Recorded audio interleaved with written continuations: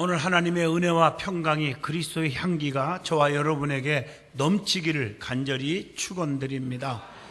오늘 유다서 1장 17절로 23절을 본문으로 마지막 때를 향한 주님의 권고라 하는 제목으로 은혜를 나누고자 합니다. 옛날 말에 미운 자식 떡 하나 주고 예쁜 자식 매 한 대 더 든다 하는 말이 있듯이 우리가 성장하고 성숙하기 위해서는 권고를 받을 줄 알아야 돼요. 권고를 받는 사람은 인정을 받고 있는 성도라고 말할 수 있습니다. 주의 종들이 목회하면서 잘못하는 성도들에게 언행을 보면서 뻔히 알면서 잘못된 것을 알면서도 권면을 해주지 못하고 기도만 할 때가 있습니다. 그것은 그 성도의 믿음의 분량이 권면을 받을 만큼의 분량이 이르지 못했기 때문입니다. 권면을 받을 만한 자세가 안 된 성도는 오히려 충고와 권면을 하면 비판하고 오히려 시험 들고 낙심하는 것입니다. 반면에 교회 다닌 지 얼마 안 되는 평신도일지라도 예를 들어서 새벽기도 한 번 안 나와도 새벽기도 나오세요 하고 권면하면 그 다음부터 네, 잘 나오겠습니다 하고 나오는 분도 있다는 것입니다. 여러분, 성도는 온유와 겸손의 덕을 갖춘 사람이요, 하나님의 은총을 받을 자격이 있는 수준 있는 성도라고 말할 수가 있죠. 여러분들이 이 권면을 잘 받는 사람은 겸손한 사람이에요.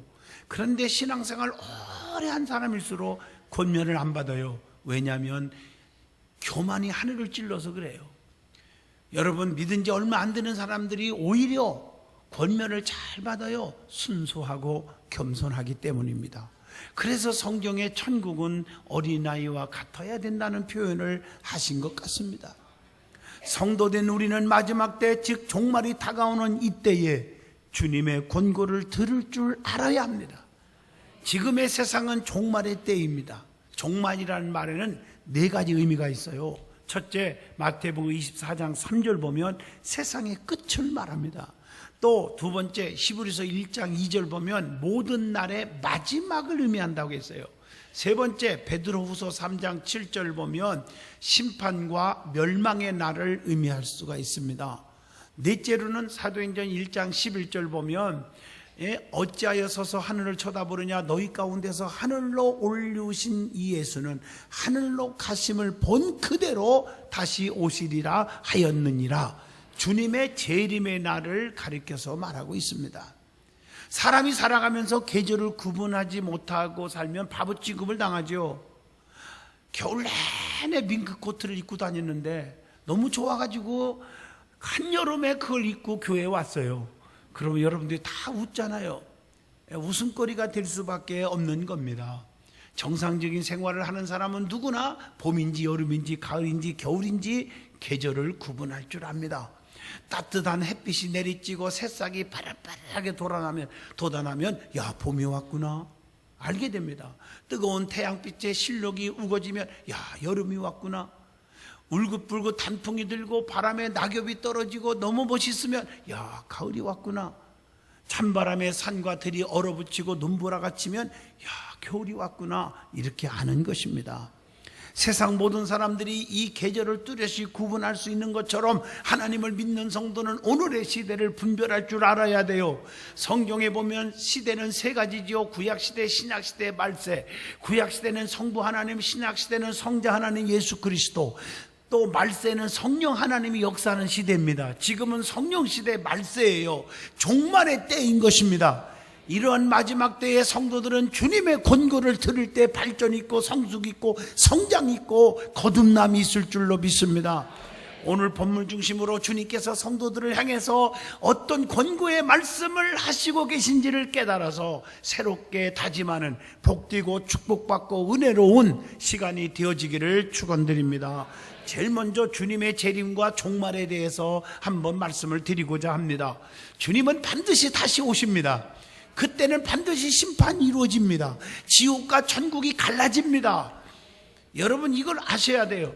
그래서 성경에 보면 재림에 대한 예언이 많이 나오지요. 누가 예언했어? 첫째, 다니엘이나 에스겔이나 이사야나 요엘 선지자, 아모스 같은 분들, 특별히 다니엘서 7장 13절 보면 선지자들이 예언을 하고 있어요. 반드시 주님은 오신다, 심판이 있다. 또 요한복음 14장 3절 보면 예수님 자신이 예언하고 있어요. 또 사도행전 3장 20절 보면 사도들이 예수님을 다시 오실 거라고 예언하고 있어요. 사도행전 1장 11절 말씀대로 하늘로 가심을 본 그대로 오시리라 하였느니라 천사가들이 예언하고 있어요. 반드시 주님은 오십니다. 종말이 있습니다. 심판이 있습니다.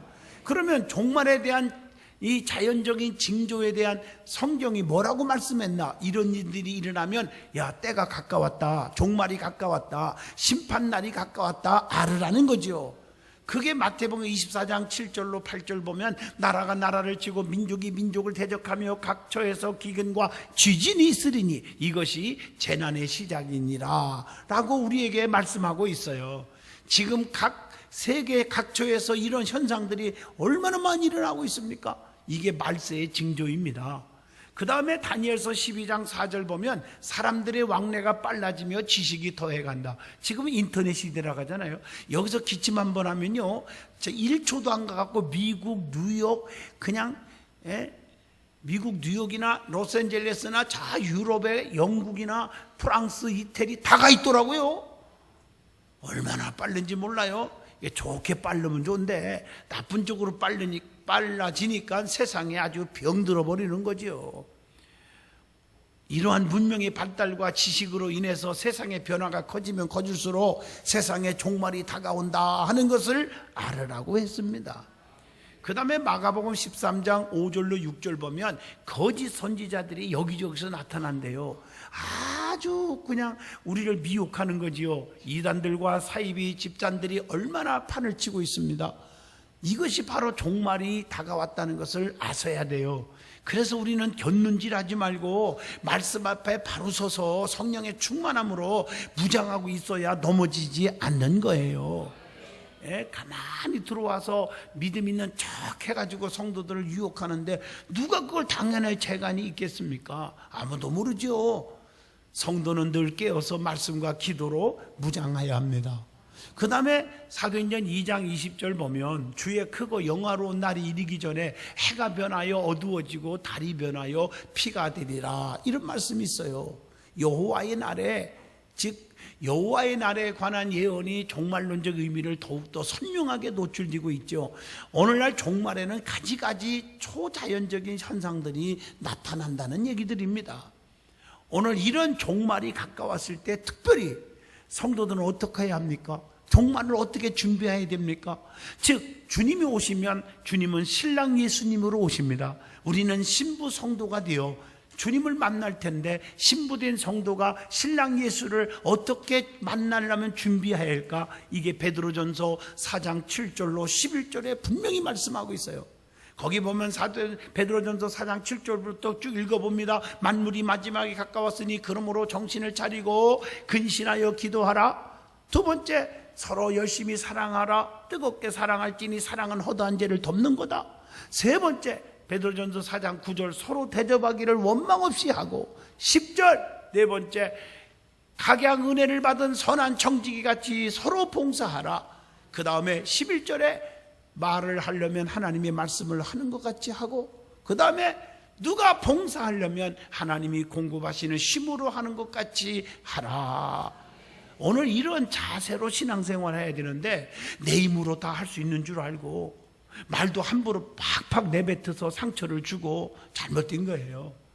여러분, 준비 없이 신랑을 맞이할 수 없듯이 재림하시는 주님을 맞이할 준비를 철저하게 신부된 성도가 해야 된다는 것을 잊어서는 안 되는 겁니다.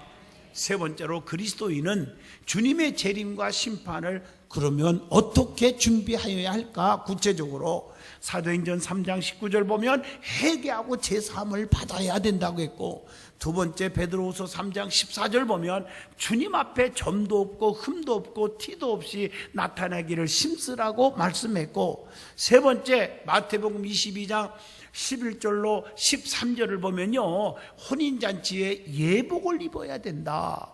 또 네 번째 마태복음 25장 20절로 21절 보면 달란트 비유가 나오잖아요. 하나님께로부터 받은 달란트, 즉 사명을 최선을 다해서 이익을 남기는 자가 돼야 된다. 즉 주님 앞에 열매로 보여야 된다는 얘기죠.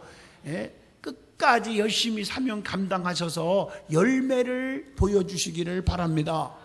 그럴 때 착하고 충성된 종아, 네가 지극히 적은 일에 충성하였음에 내가 더 많은 것을 네게 주며 네 주인의 즐거움에 참여할지어다 라고 하는 소리를 듣게 되는 거죠. 다섯 번째로 마태복음 7장 19절 보면 아름다운 열매를 맺지 아니하는 나무마다 찍혀 불에 던지느니라. 우리는 아름다운 열매를 맺어야 합니다. 열매가 없으면 불 속에 던진다고 그랬어요. 여러분, 전도의 열매, 기도의 열매, 충성의 열매, 온유의 열매, 화평의 열매 등등 많은 열매를 맺어야 되지만 그 중에서 최고로 맺어야 할 열매가 있다면 사랑의 열매입니다.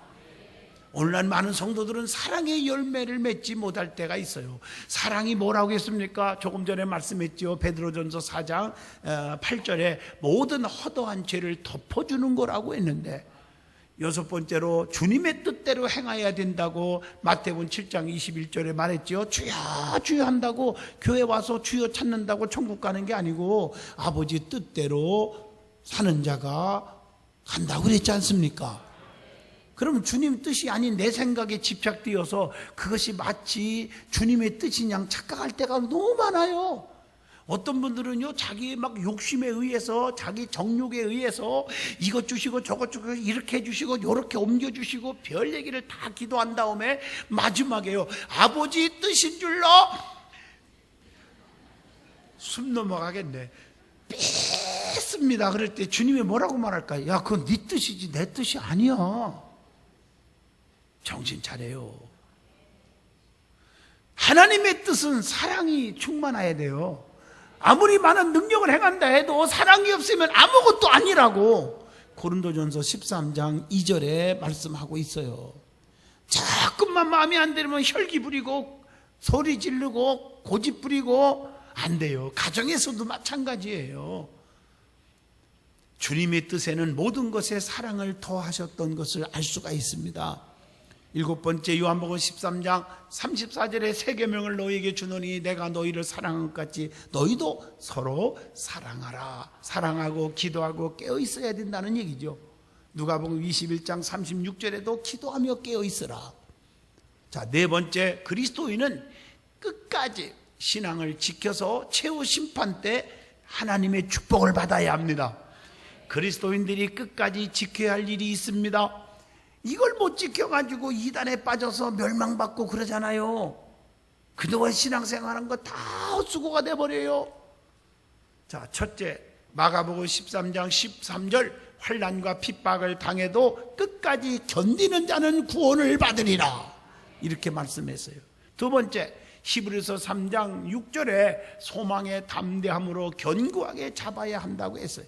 세 번째, 히브리서 3장 14절을 보면요, 첫 믿음을 굳게 잡아야 돼요. 첫 믿음을 상실한 성도들이 요즘에 많아요. 처음에 구원의 감격, 기쁨, 교회를 사랑하고 주님을 사랑하는 마음 변하지 말아야 합니다.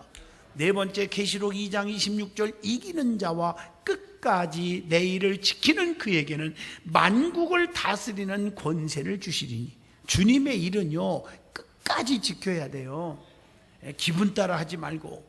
다섯 번째, 시편 119편 33절에 보면 주님의 규례와 법도를 끝까지 지켜야 한다 그랬어요. 여섯 번째, 계시록 2장 10절 우리 앞에 다가오는 환난이 많이 있을 텐데 그 중에서도 죽도록 충성하라. 그리하면 내가 네게 생명의 면류관을 주리라. 끝까지 죽도록 충성하라는 거예요. 자, 우리가 다섯 번째로 생각할 말씀은 종교적으로 말세의 징조는 어떻게 나타나는지를 찾아봐야 됩니다. 어떤 현상들이 세상에서 이루어질까? 디모데후서 3장 4절 하나님보다 쾌락을 더 사랑하게 된다. 디모데후서 3장 5절 경건의 모양은 있으나 경건의 능력은 부인하니 이 같은 자들에서 우리는 떠나야 될 줄로 믿습니다.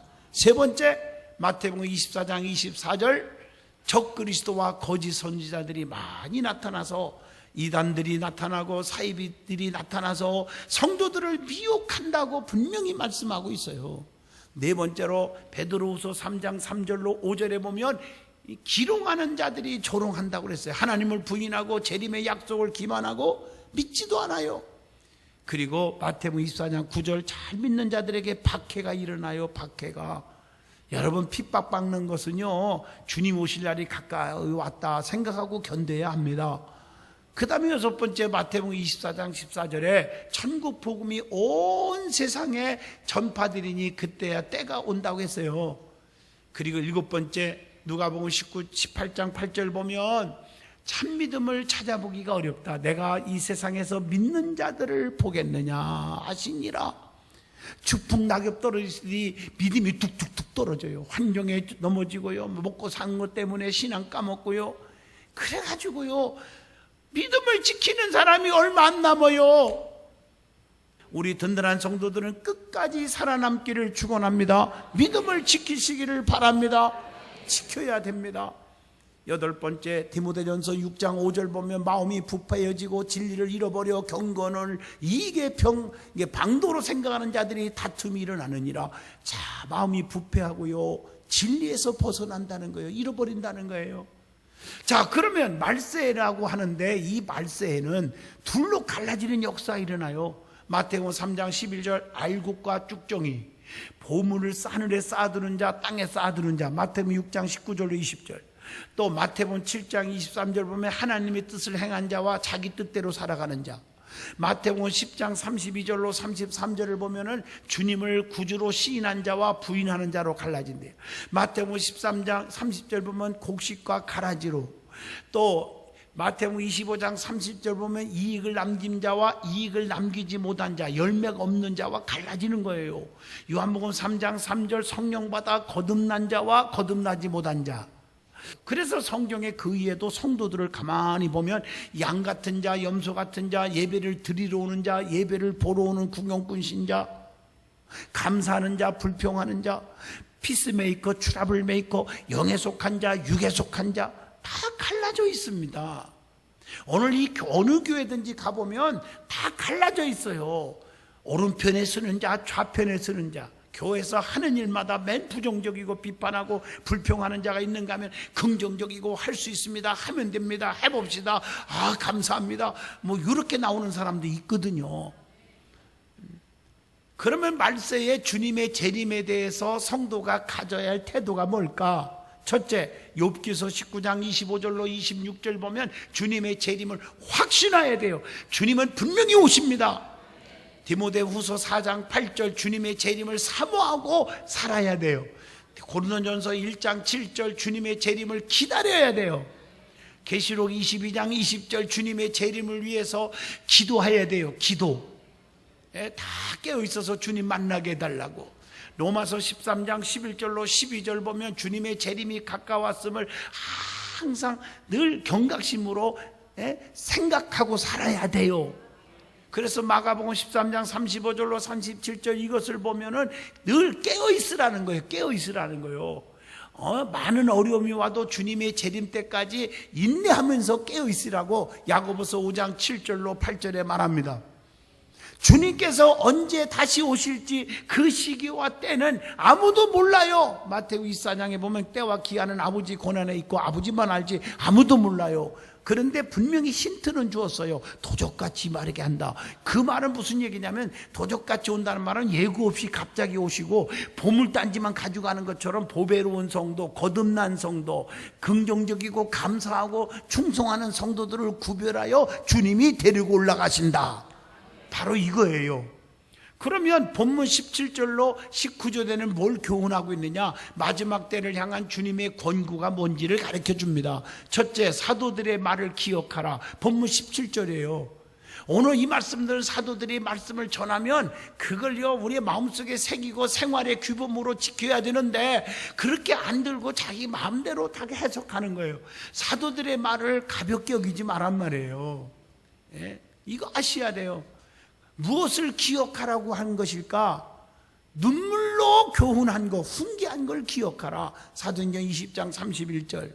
후일에 사람들이 믿음에서 떠나게 될 것에 대한 경고하는 말씀을 기억해라. 디모데후서 4장 1절. 말세에 고통하는 때에 대한 경고. 디모데후서 3장 1절로 2절. 이 날이 올 거라는 거 아셔야 합니다. 그래서 주의 종들의 말씀을 전할 때 귀를 기울이셔서 신앙생활 바로 하시기를 축원합니다. 왜냐하면 본문 18절에 보니까 불경건한 자들이 출현하기 때문에 권고한다고 그랬어요. 미혹하는 자들이 많아진다는 거예요. 마태복음 24장 4절 5절 말씀처럼 자기의 경건치 않는 정욕대로 살아가는 자가 많이 생긴다는 거죠.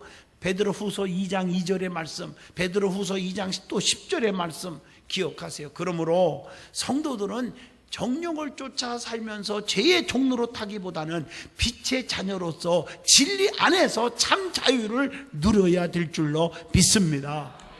그리고 말세에는 기롱하는 자들이 많아진다. 베드로후서 3장 3절의 말씀입니다. 말세가 다가올수록 주의 재림이 없다고 하는 자들이 늘어난다는 거예요. 이들은 말씀을 알기는 알지만 진리로 받아들이지 않는 자들입니다. 죽으면 끝난다고 생각해요. 주님의 심판을 두려워하지 않는 자들이요 끝내 멸망받게 될 거라고 생각해요. 우리가 예수 믿는 목적이 영생입니다. 영생. 병 고치고 물질 축복받고 그게 목적이 아니에요. 영생을 얻는 거예요. 영생. 그런데 어떤 사람들은 물질 축복, 그러니까 물질이 생기면 하나님 버리는 거예요. 그게 돈이 많이 생기면 하나님 다 버려요. 명예와 권세가 목적이다. 뭔가 권력을 딱 쥐어버리면 그냥 하나님도 없고 주의 종도 안 보이잖아. 그게 누구야? 사울왕이잖아요. 사울왕. 주의 종 알기로 우습게 그고 목회꾼을 건들다가 마지막에 하나님이 신이 떠나니까 악귀가 붙잡고 비참하게 죽어버렸고, 그게 사울왕의 말로지 않습니까?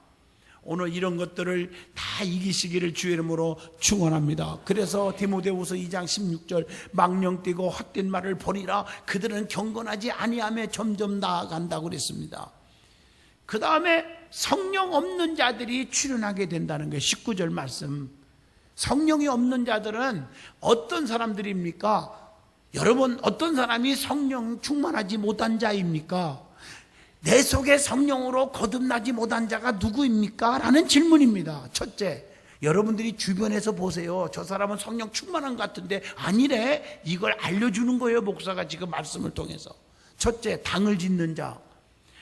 교회 안에서 당을 짓는 자들이 있죠. 자기 마음에 드는 자들끼리만 교제하고 먹고 마시고 학연, 지연 등등 따지고 파당 만들어서 교회를 시끄럽게 하는 자라. 베드로후서 2장 1절입니다. 그래서 여러분들 갈라디아서 1장 7절, 골로새서 2장 8절 등등 성경에 얼마나 많이 나오는지 몰라요. 당을 지어서 자기들 마음에 들지 않는 사람을 속임수로 죽이려 하면 자기가 먼저 죽는 거잖아요. 우리는 온전히 예수 그리스도 안에서 하나고 예수님만 따르시기를 축원합니다. 여러분, 사람을 따르는 게 아니에요. 주님을 따르는 거예요. 여기 서 있는 목사를 따르는 게 아니에요. 주님을 따르는 거예요. 사람 보고 상처받을 것 없어요. 그래서 여러분, 끼리끼리 놀지 말라는 거예요. 끼리끼리 마음에 드는 사람끼리면 놀러가고 끼리끼리 뭉치고 그러면, 그렇지 못한 사람은 상처를 받으니 그 영혼에게 상처를 주면 어떻게 됩니까? 성경에 보면 소자 어린아이 하나에도 실족해 하며 연재 맷돌에 목에 걸고 바다에 빠뜨리는 것이 낫느니라. 내 뱃속에 난 자식일지라도 부모들아 자녀들을 노엽게 하지 말라. 생명 하나하나가 귀한 것입니다. 그래서 우리는 당을 짓는 일이 없기를 축원합니다. 쑥덕거리지 않기를 축원합니다. 끼리끼리가 없기를 원합니다. 그 다음에 두 번째, 육에 속한 자라 그래서 성령이 없는 분은 육에 속한 자요. 성령이를 받아들이지 않는 자요. 고린도전서 2장 14절의 말씀입니다. 육체의 마음을 쫓아 헛되이 과장하고 거짓말을 잘하는 자라. 골로새서 2장 18절로 19절의 말씀입니다. 믿음에서 떠나 미혹해하는 영과 귀신의 가르침을 쫓아 사는 거라고 디모데전서 4장 1절에 말했어요. 성령을 떠나면요, 성령이 없이 사는 사람은 그리스도의 사람이 아니에요. 로마서 8장 9절 그리스도의 영이 없으면 그리스도의 사람이 아니니라 라고 말씀하고 계십니다. 내 안에 그리스도의 영이, 성령의 충만함이 있어야 될 줄로 믿습니다. 여러분은 신앙생활 성령 충만하게 하셔야 합니다. 그래서 성령 충만한 교회에서 여러분들이 성령으로 거듭나고 성령님의 인도하심과 성령님의 보호하심과 성령님의 축복하심이 임해야 될 줄로 믿습니다. 성령이 없는 자는 세상적이요 정욕적이요 마귀적이라고 야고보서 3장 15절로 16절에 분명히 말씀하고 있습니다. 육체의 소욕을 따라 성령을 거스리지 않기를 축원합니다. 갈라디아서 5장 17절의 말씀입니다. 그러면 본문 20절로 23절 보면 마지막 때에 성도가 취해야 할 태도가 있어요. 이게 뭘까? 첫째, 오늘 본문 20절입니다. 믿음 위에 자신을 건축하며 성령으로 기도해야 한다 그랬습니다. 우리는 믿음으로 살아야 합니다. 믿음으로 마음이 깨끗해진다고 사도행전 15장 9절에 말합니다. 믿음 있는 사람은 양심이 바라요, 심령이 깨끗해져요. 그래서 야고보서 2장 22절에 행함으로 믿음이 온전케 된다는 말씀을 주고 있습니다. 그래서 믿음으로 자신을 건축하라 그래서 오늘 말씀에 그것은 선을 이루고 덕을 세워야 된다고 하는 로마서 15장 2절의 말씀이고, 그것은 고린도전서 1장 8절처럼 끝까지 견고케 하라는 거예요. 그리고 늘 기도할 때 성령님에 이끌려서 성령으로 기도하라는 거예요. 로마서 8장 27절 보면 하나님의 뜻대로 성도를 위하여 간구하시는 성령님이 계시잖아요. 성령 안에서 기도를 심쓰라고 에베소 6장 18절에 말합니다. 내가 소리를 지르고 악을 쓴다고 기도가 아닙니다. 성령님의 이끌린 기도를 하시라는 거예요. 영으로 인도함을 받은 자가 하나님의 아들이라고 로마서 8장 14절에 말씀하고 있지 않습니까? 그래서 모든 일을 믿음의 기초 위에서 하라는 겁니다. 두 번째는 사랑 안에서 자신을 지키라 그랬어요. 본문 21절의 말씀입니다. 사랑 안에 거하려면 어떻게 하는 거냐? 요한복음 15장 9절로 10절에 내 계명을 지키면 내 사랑 안에 거하리라. 주님의 법도를 지키는 것이 주님을 사랑하는 거예요. 하나님께서 난 자마다 그래서 주님의 법도를 지키고 범죄하지 않는다고 요한일서 5장 18절에 말씀하고 계십니다. 자신을 지켜서 우상을 멀리하는 거라고 요한일서 5장 21절에도 말씀하고 있습니다. 자, 그 다음에 세 번째, 의심하는 자들을 긍휼히 여기라고 하는 본문 22절입니다. 여러분, 의심한다는 말은 무슨 얘기예요? 믿음이 없다는 거예요. 믿음이 적은 자들아 왜 의심하느냐? 그래서 풍랑을 그치게 주님이 하셨잖아요. 믿음이 없으니까, 의심하니까 남편 풍랑, 자녀 풍랑, 가정 풍랑, 물질 풍랑, 사업 풍랑이 오는 거예요. 이런 약한 자들을 징계하고 약한 자들을 무시하고 짓밟지 말고 그런 약한 자들을 도우라. 사도행전 20장 35절입니다. 교회는요, 믿음 있는 사람도 있지만 믿음이 없는 사람들도 오는 거예요. 이런 분들을 도와서 믿음이 자라도록 해줘라. 무시하지 말고, 믿음이 약해서 의심하는 자를 비판하지 말으라고 로마서 14장 1절에 우리에게 주고 있어요.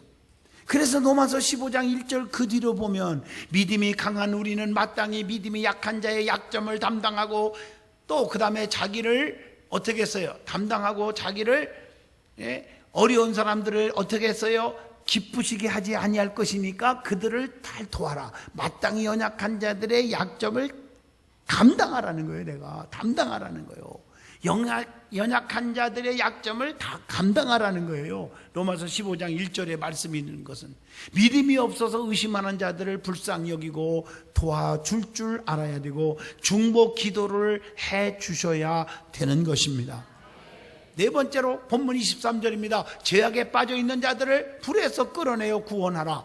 이게 무슨 말이냐면, 여러분, 불신자들을, 믿지 않는 자들을 전도해서 구원받게 하여야 될 줄로 믿습니다. 우리끼리만 노는 게 아니라 안 믿는 자들을 구원하여야 할 사명이 우리에게 있습니다. 말세에 종말에 처한 우리가 이걸 잘 지키고 살아야 됩니다.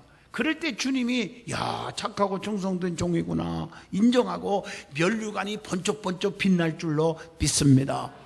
기도합니다.